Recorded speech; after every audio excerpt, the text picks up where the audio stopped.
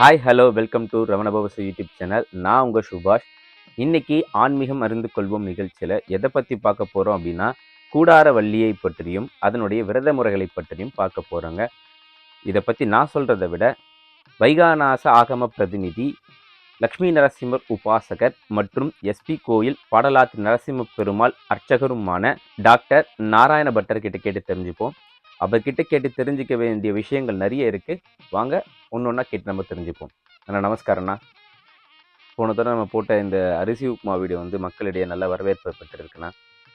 இப்போது இன்னைக்கு என்ன கேள்வி அப்படின்னு பார்த்தீங்க அப்படின்னா, கூடாரவள்ளி அப்படின்னா என்ன, இந்த கூடாரவள்ளிக்கு ஏன் கூடாரவள்ளி அப்படின்னு பெயர் வந்த காரணம் என்ன அப்படின்ட்டு மக்களுக்கு கொஞ்சம் விளக்கமாக சொல்லுங்கண்ணா.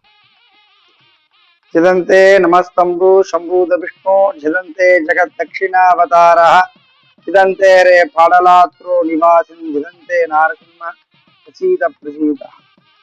பிரணவபவச யூடியூப் சேனல் நேயர்கள் அனைவருக்கும் எனது மனமார்ந்த தெரிவித்துக் கொண்டு என்ற வீடியோவில் சொன்ன நல்ல ஆதரவுகள், நிறைய விஷயங்கள் மக்களுக்கு சென்றடைந்திருக்கு என்று நம்புகிறோம்.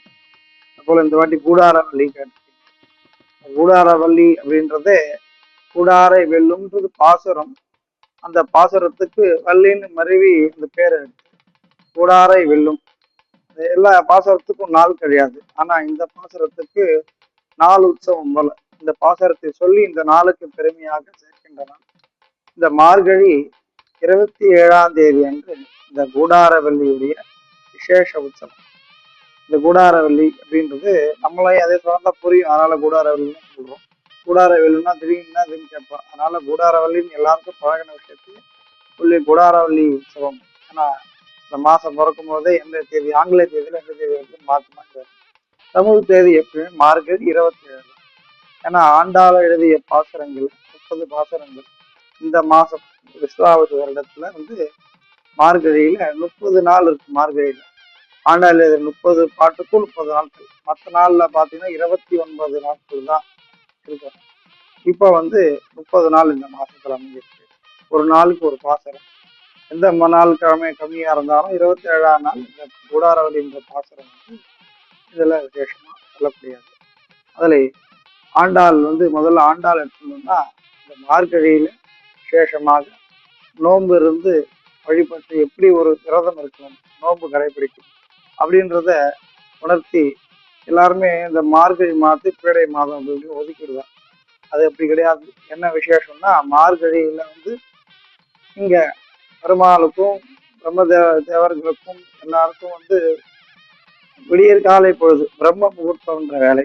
இந்த பிரம்ம முகூர்த்தத்துல நம்ம நல்ல காரியங்கள்லாம் செய்வோம். ஆக இல்லையா நம்ம வீட்டு விசேஷங்கள் பண்ணா சுவாமியை தரிசிக்கிறதோ கொண்டாடுறதோ முடியாதுன்ட்டு இந்த இதுவை விசேஷமா சுவாமிக்குரியதா நம்ம ஒதுக்கி வச்சிருக்கோம். அதனாலதான் இதுல விசேஷங்கள் நம்ம வீட்டுல பண்றது. மற்றபடி பீட மாசம்ன்றது கிடையாது. எது எது பீடைகள்னா நம்மளுடைய சோம்பேறித்தனங்களை பீடையா சொல்லலாம். இந்த மாசத்துல விடியற் காலம் எழுந்தா அது ஒரு எனர்ஜி.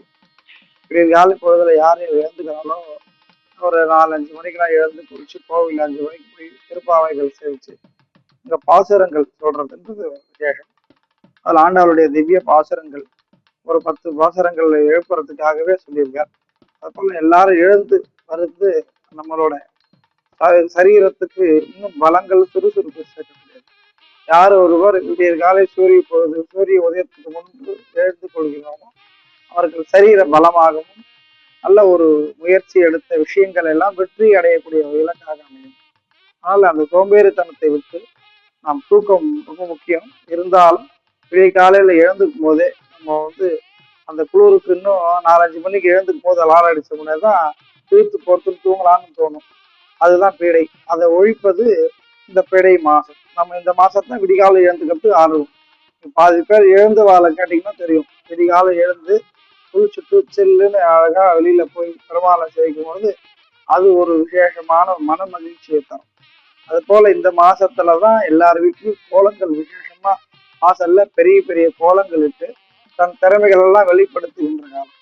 அதை போய் யார் பீட மாசம்னு சொல்ல முடியும்? அதனால மங்களமா இருக்கக்கூடிய விடிய காலம் எழுந்தா மங்களமா இருக்கும். நீங்க வாசல்ல பாத்தீங்கன்னா அகரகாரம்னு கிடையாது. எந்த தெருவு போனாலும் இப்ப எல்லாருமே கோலங்கள் போட்டு பசு சாணங்கள் வைத்து பூசணிப்பு இப்பெல்லாம் கிடைக்கிறது இல்லை. அதனால கோலங்கள் விசேஷமா போட்டு கிராமப்புறங்கள்ல பார்த்தீங்கன்னா தினமும் பசு சாணமும் பூசணி பூ ஒன்று வச்சு அதில் இது பண்ணுவோம். மறுநாள் அதை எடுத்து விரட்டி கட்டி அதுக்கப்புறம் அது விரட்டி இதுதான் யூஸ் பண்ணி பாடுறது.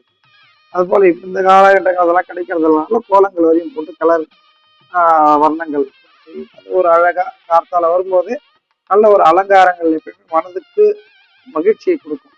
அதான் இந்த கூடார வழிக்கு அடக்குகின்றதும் இந்த மார்கழியோட விசேஷமும். நான் ரொம்பவும் அற்புதமாக மக்களுக்கு புரியுற மாதிரி சொன்னீங்க. மேலும் அண்ணா கிட்ட கேட்டு தெரிஞ்சுக்க வேண்டிய கேள்விகள் நிறைய இருக்குது. அது அடுத்தடுத்த பதிவுகளை பார்ப்போம். Until Baba C you take care signing off சுபாஷ்.